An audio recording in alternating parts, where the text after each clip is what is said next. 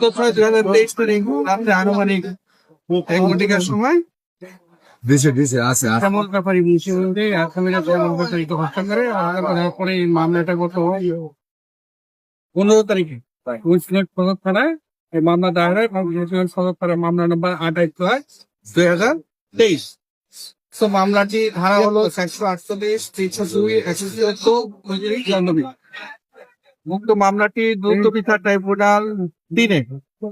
বিচারের জন্য প্রেরণ করা হলে মামলা ডাপ্পা করে এই মামলায় একজন শিশু আসামি আছে। শিশু আসামি সহ 12 জন আসামির নামে চাকরি প্রদান করে 33 জন সাক্ষীকে এই মামলায়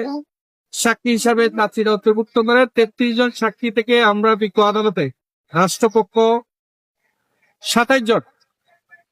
সাক্ষী বিজ্ঞ আদালতে উত্থাপ করতে আমরা সক্ষম হই এবং 2 জন সাক্ষী ডাক্তার এবং শিশু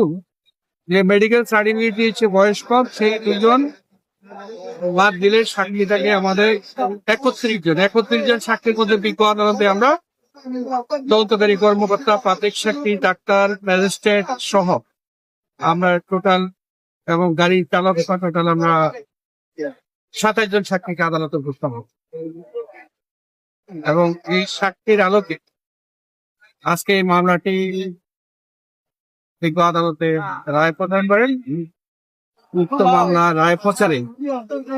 3 জন আসামিকে মৃত্যুদণ্ডে দণ্ডিত করেন 302 এবং 34 ধারায় 302 এবং 34 ধারায় অপরাধ সাব্যস্ত করে 3 জন আসামি, এক শাহাদ ব্যাপারী, জাহাঙ্গীর ব্যাপারী পলাতক, ইব্রাহিম ব্যাপারী পলাতক, এই 3 জনকে মৃত্যুদণ্ড দেওয়া হয় এবং বাকি 8 জন আসামিকে যাবজ্জীবন কারাদণ্ড প্রদান করে প্রত্যেককে 25,000 টাকা জরিমানা করা হয়, অপরাধ হয় আরো 6 মাসের কারাদণ্ড।